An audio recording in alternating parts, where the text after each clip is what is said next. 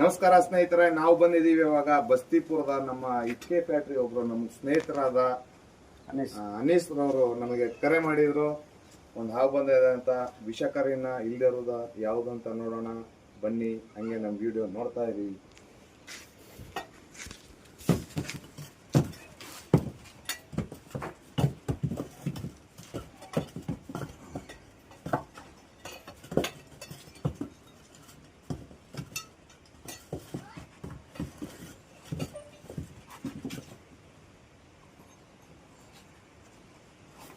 ಇದ್ಯಾ ನೋಡದ್ದು?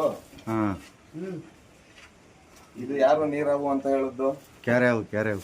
ಇದು ಬಂದು ರ್ಯಾಟ್ ಸ್ನೇಕ್, ಇಂಗ್ಲಿಷ್ ಅಲ್ಲಿ ಕೇರೆ ಹಾವು. ಕೇರೆ ಹಾವಲ್ಲಿ ಇದು ಗಂಡ ಹಾವು. ಸುಮಾರು ಒಂದು 8 ರಿಂದ 9 ಅಡಿ ಅದೆ.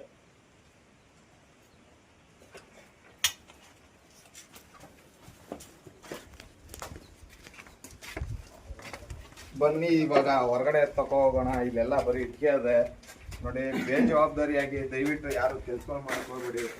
ನಿಮ್ಗೆ ಸುರಕ್ಷಿತವಾಗಿ ನೋಡ್ಕೊಂಡು ಮನೆಗಳ ಹತ್ರ ಆಗ್ಲಿ ಎಲ್ಲೇ ಆಗ್ಲಿ ನೋಡ್ಕೊಂಡು ಕೈ ಹಾಕ್ಬೇಕು.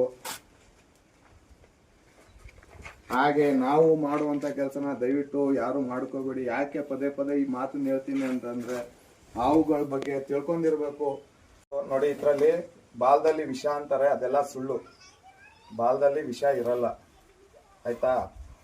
ಇದು ವಿಷ ಹೇಗೆ ಬರುತ್ತೆ ಅಂತಂದ್ರೆ, ಕೇರೆ ಹಾವುಗಳಲ್ಲಿ ಈ ರೋಗ ಇರುವಂತ ಇಲಿಗಳು ತಿಂದಾಗ ಬ್ಯಾಕ್ಟೀರಿಯಾ ಅಂತ ಬರುತ್ತೆ. ಅದ್ರ ಬಾಯಿಲಿದ್ದಾಗ ಅದು ಕಷ್ಟ ಆಗ ಇನ್ಫೆಕ್ಷನ್ ಆಗುತ್ತೆ.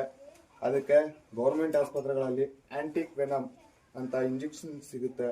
ನಿಮ್ಗೇನಾದ್ರೂ ಆ ಥರ ತೊಂದರೆ ಆದಲ್ಲಿ ನೀವು ಹಾಕಿಸ್ಬೋದು. ಕಚ್ಚಿದಾಗ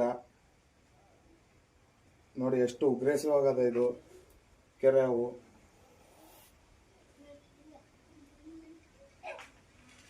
ಇಲ್ಲ ಡಬ್ಬ ಚೀಲ ಆಗಿಲ್ಲ, डब्बा दे दो। इन्हें थैला ही दे दो। उधर ही चलो बोल रहा।